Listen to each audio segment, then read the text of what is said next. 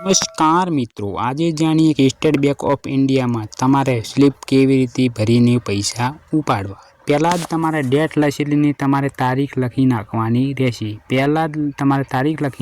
રહેશે।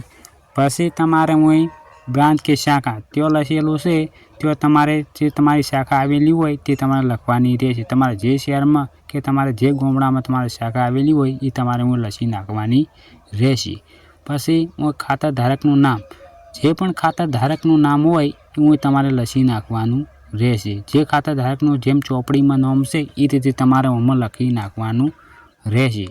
પછી ખાતા ધારકનો અકાઉન્ટ નંબર, જે પણ ખાતા ધારકનો અકાઉન્ટ નંબર હોય ચોપડીમાં હોય એ તમારે આ કાગળમાં લખી નાખવાનો રહેશે। આ જે હોય એ તમારે આમાં લખી નાખવાનો રહેશે।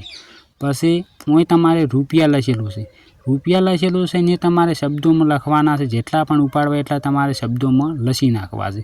મારે જોને 5000 ઉપાડવા છે તો હું 5000 પૂરા લખી નાખું છું। એ રીતે તમારે 5000 પૂરા લખવાના રહેશે।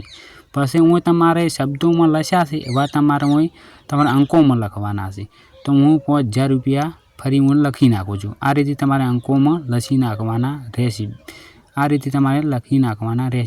પછી હું તમારે ખાતા ધારકની સહી, તમારે ખાતા ધારકની સહી હોય એ આમાં તમારે કરી નાખવાની રહેશે। તમારે અંગૂઠો મારતા તો અંગૂઠો મારી નાખવાનો છે, અને તમારે સાઇન કરતા હોય તો સાઇન કરી નાખવાની રહેશે। આ રીતે તમે સ્ટેટ બેંક ઓફ ઇન્ડિયાની તમે સ્લીપ ભરી અને પૈસા ઉપાડી નાખજો। પછી તમારે મોબાઈલ નંબર કે પાન કે બ્રાન્ચ એ લખેલું છે, એમાં તમારે કોઈ બી એક હાથું લખવાનું તો લખી શકો છો, ના લખવું હોય તો તમારે ના લખી શકો છો। હું ખાલી મોબાઈલ નંબર લખું છું, તો આ રીતે મોબાઈલ નંબર મારો હું લખી નાખું છું। તમારે જે પણ મોબાઈલ નંબર હોય તેમાં લખી નાખવાનો રહેશે।